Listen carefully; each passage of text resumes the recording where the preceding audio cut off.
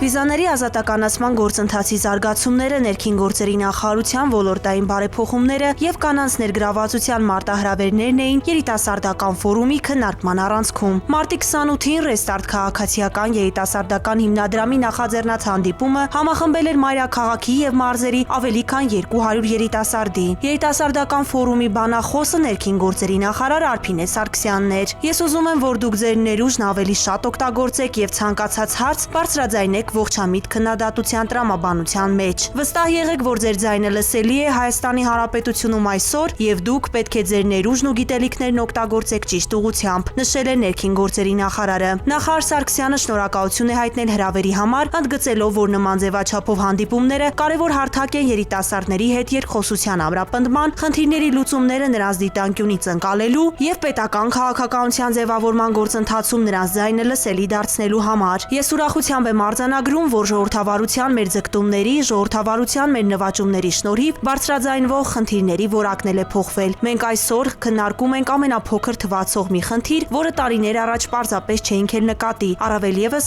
բարձրաձայնի։ Ես ուրախ եմ, որ դուք նկատում եք այդ խնդիրները, որովհետեւ նաեւ դուք պետք է մեզ ստիպեք լուծում տալ դրանց, ընդգծել է նախարարը։ Ծավալվել է ակտիվ քննարկում, քննարկվել են ՀՀ-ԵՄ վիզաների ազատականացմանը, ոստիկանության ծառայության ստանդարտացմանը, հանցավորության իրական պատկերին, հանցավորության կանխարգելմանը, ապօրինի թմրաշրջանառության դեմ պայքարին, ընտանեկան բռնությանը, քրեական ենթամշակույթի նկատմամբ հանրային ընկալմանը, հանրային կյանքում կանանց ներգրավվածությանը, թվայնացմանը վերաբերող հարցեր։ Քննարկումները շարունակվել են նաև ֆորումի ավարտից հետո, ծավալվել է ակտիվ երկխոսություն։ Երիտասարդներն իրենց հարցերով դիմել են նախարարին, նաև մասնավոր զրույցներում։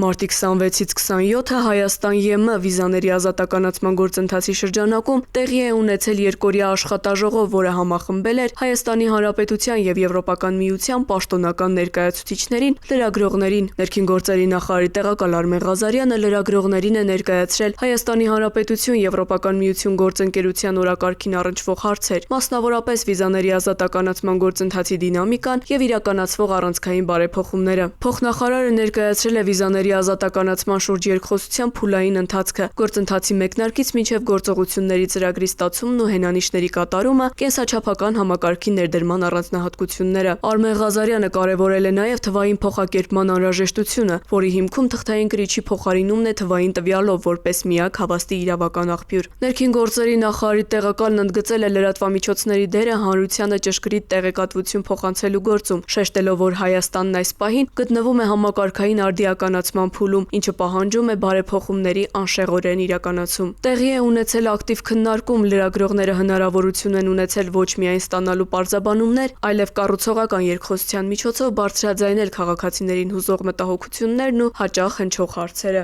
վերհանել մեդիատիրույթում առկա թյուրըմբռնումներն ու միֆերը, ստանալով փաստարկված պատասխաններ։ Աշխատաժողովը կազմակերպվել էր Եվրոպական միության հայաստանյան գրասենյակի եւ Հանրային լրագրության ակումբի կողմից։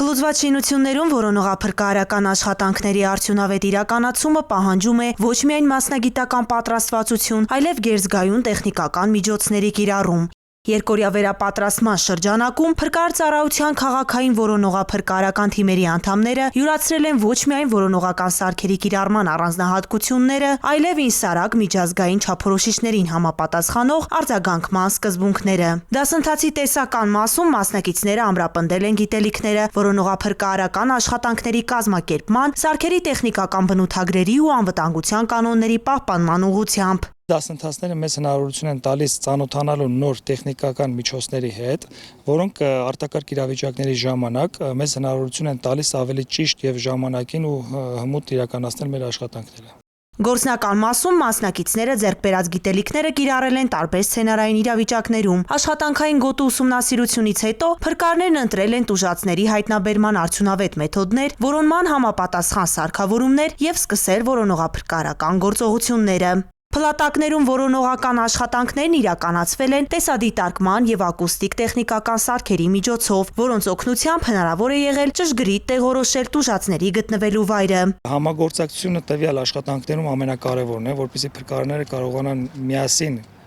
աշխատեն։ Դա հիմնականում ավելի օգնում է աշխատանքները ճիշտ եւ ժամանակին կատարել։ Վերապատրաստման դասընթացները նպաստում են փրկարարական ծառայողների մասնագիտական կարողությունների զարգացմանը եւ պատրաստվածության բարձրացմանը, ապահովելով որոնողափրկարարական աշխատանքներում համակարգված թիմային գործողություններ։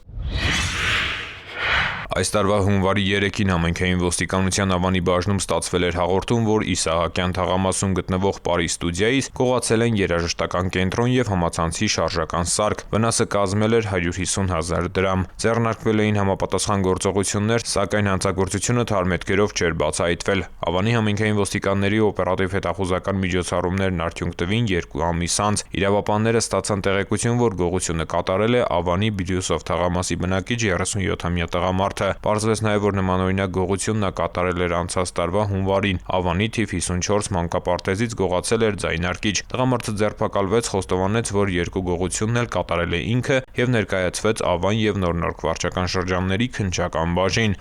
Մարտի 12-ին եւ 16-ին գողության եւ գողության փորձի վերաբերյալ հաղորդումներ էին ստացվել համայնքային ոստիկանության Նորնորքի բաժնում։ Մարտի 12-ի գիշերը կոտրել էին թիվ 103 Մսուր մանկապարտեզի առաջին հարկի աշխատասենյակի պատուհանը եւ տարել պայուսակ, որի մեջ կային բանկային քարտեր, իսկ մարտի 16-ի գիշերը թիվ 104 մանկապարտեզ ապօրինի մուտք գործած տղամարդը նկատելով պահակին դիմել էր փախուստի։ Նորնորքի համայնքային ոստիկանների արագ արձագանքման ու օպերատիվ միջոցառումների արդյունքում պարզվեց, որ 2 դեպքում էլ մանկապարտեզ ապօրինի մուտք գործել նույն անձը։ Մայրաքաղաքի Ուրնեցու փողոցի բնակիչ 57-ամյա տղամարդը հայտնաբերվեց, ձերբակալվեց եւ տեղափոխվեց բաժին, որտեղ խոստովանեց, որ գողությունն ու գողության փորձը կատարել է ինքը։ Նախաքննությամբ հանգամանքները պարզվում են։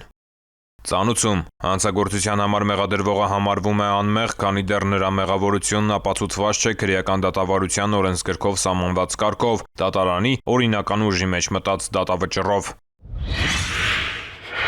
Մարտի 23-ից 30-ը Մայրաքաղաքում իրականացված ծառայության ընթացքում Երևանի պարեկները հայտնաբերել են ճանապարհային երթևեկության կանոնների 4997 խախտում, պահպանվող հատուկ տարածք տեղափոխելով 202 ավտոմեքենա։ Մասնավորապես հայտնաբերվել է ոչ ստապ 192 վարորդ առանց վարորդական իրավունքի վկայականի 151 անձ, հայտնաբերվել է հաշվառման համարնիշի հետ կապված 37, չամրակապված վարելու 614, առանց մանկական նստատեղի քարսիթի 7, վարելու ընթացքում ծխելու 603, վարելիս հեռախոսից օգտվելու 294, հետիոտնի, որ սահմանված վայրով անցնելու 244 եւ 1767 այլ իրավախախտում, 148 ավտոմեքենա շահագործվել է առանց ԱՊ պայմանագրի, 148-ը տեխնիկական զննություն չանցած, 53-ը լուսարձակների անսարքությամբ, 82-ը թաղանթապատված դիմապակիով եւ կողային ապակիներով, 17-ը առանց ձմեռային անվադողերի։ Բացի այդ, տարբեր կասկածանքներով ձերբակալվելու համայնքային ոստիկանության բաժիններ է տարվել 74 անձ։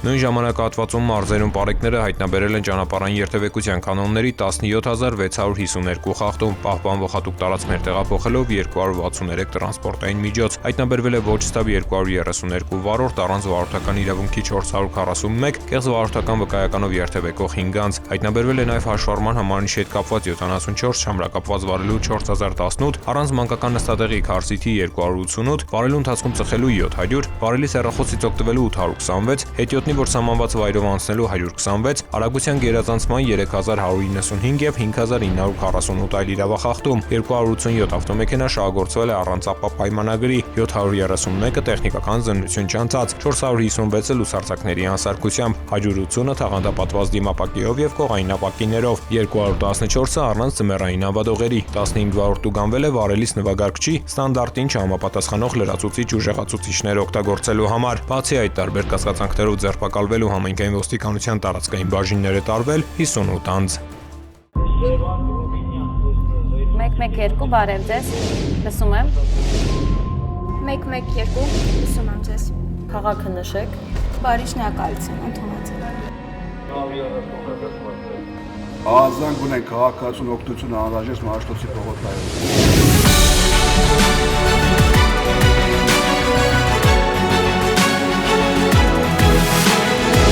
112 մեկ զանգ արագ արձագանք